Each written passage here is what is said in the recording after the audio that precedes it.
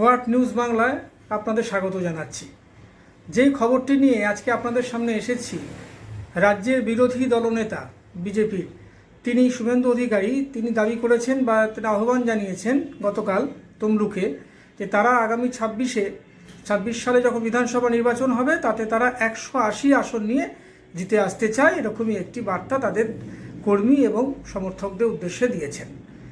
এরকমভাবে উনি আর একটা সভাতেও কয়েকদিন আগে বলেছিলেন ১৩ই মার্চ যে ১৮০ আসন তারা পেতে পারে বা পেতে চায়, এই নিয়ে তারা বলছে। কিন্তু প্রশ্ন একটাই যে এই দাবি কতটা সঙ্গত।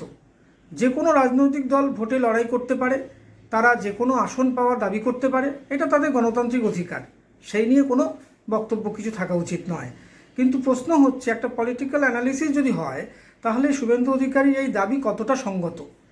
১৮০ আসন পাওয়া মানে অ্যাবসলিউট মেজরিটি থেকেও অনেকটা ছাড়িয়ে যাচ্ছে, সেটা কি করে সম্ভব?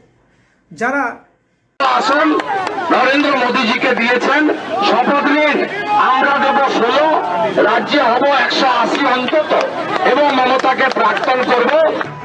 তারা একের পর এক বিভিন্ন পঞ্চায়েত নির্বাচনে তাদের হার হয়েছে, এমনকি গত লোকসভা নির্বাচনেও তাদের যে আসন সংখ্যা ছিল আগে তার থেকেও নেমে গেছে, তারা ১২তে এসে উপস্থিত হয়েছে বা পরিণত হয়েছে। তাহলে এই পরিস্থিতিতে ১৮০টি আসন সত্যি কি সঙ্গত, নাকি এটি ভোকাল টনিক দিচ্ছেন শুভেন্দু অধিকারী? এই ভোকাল টনিকের মাধ্যমে তিনি চেষ্টা করছেন তার দলীয় কর্মীদের চাঙ্গা করার, কিন্তু সত্যি সত্যি কি এতে চাঙ্গা হবে? আমরা যেটা বারবার বলার চেষ্টা করেছি যে একটা রাজনৈতিক দলের প্রথম পরিচয় হচ্ছে তার গ্রাসরুট অর্গানাইজেশন। সেই গ্রাসরুট অর্গানাইজেশন কোথায় কোথায় বুথে বুথে বসার লোক, ১ লক্ষের উপরে প্রায় বুথ আছে আমাদের এই পশ্চিমবঙ্গে। সেখানে একটা একটা করে যদি লোক বসে তাহলে ১ লক্ষ লোক লাগে তার সেখানে বিজেপির কটি লোক রয়েছে? এরকমভাবে যদি দেখা যায় বুথে বুথে বিভিন্ন ব্লকে স্তরে কোনো জায়গাতে তাদের মিছিল করার মিটিং করার কিন্তু সেরকম লোক নেই। তৃণমূলকে কাউন্টার করার মতো বা কোনো মিছিল করার মতো বা সামান্য ধরুন জলকষ্ট হচ্ছে কোথাও হাওড়াতে, সেখানেও পর্যন্ত বিজেপি কাউকে খুঁজে পাওয়া যাচ্ছে না। পুরসভা নিজেই তাদের উদ্যোগ নিচ্ছে, তৃণমূলের নেতারা পৌঁছে যাচ্ছে। এই যে একটা কাউন্টার ভ্যাকিউম তৈরি হয়ে গেছে, এইটা কিন্তু রাজনীতির পক্ষে খুব একটা ভালো নয়। কুণাল ঘোষও এটাকে নিয়ে কটাক্ষ করতে ছাড়েননি। তিনি পরিষ্কার বলেছেন, এর আগের বার তো আপনারা বলেছিলেন আপকি বাদ ২০০ পার, তাহলে হঠাৎ ১৮০তে নেমে গেলেন কেন? তাহলে আস্তে আস্তে কমতে কমতে এরপরে কি ১০০তে এসে নামবেন? এটা একটা হাস্যকর হয়ে যাচ্ছে না?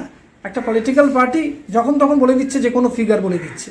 এই ফিগারটা কতটা সঙ্গত, কতটা পেতে পারে?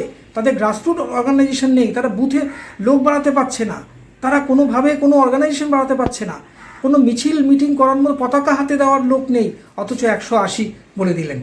যাই হোক, ১৮০ হবে কি হবে না সেটা তো ভবিষ্যতই বলবে, ২০২৬-এর ফলাফলই বলবে।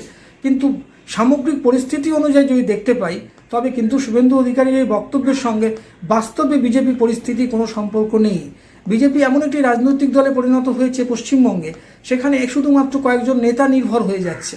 গ্রাসরুট লেভেলে এমনকি মিসকলের মাধ্যমে ওরা যেই দলীয় সদস্য বাড়ানোর চেষ্টা করছিল তাতেও তারা ফুলফিল হয়নি। কেন্দ্র তাদের যেই লক্ষ্যমাত্রা দিয়েছিল সেই লক্ষ্যমাত্রাও তারা কমপ্লিট করতে পারেনি।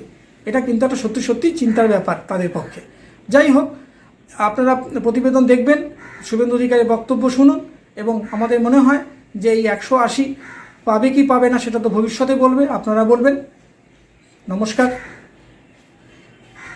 আমাদের ভিডিও ভালো লাগলে লাইক ও শেয়ার করুন, কমেন্ট সেকশনে গিয়ে জানান আপনাদের মতামত। আরও ভিডিও পেতে চ্যানেলকে সাবস্ক্রাইব করুন। প্রতি মুহূর্তে খবরের আপডেট পেতে প্রেস করুন বেল আইকন।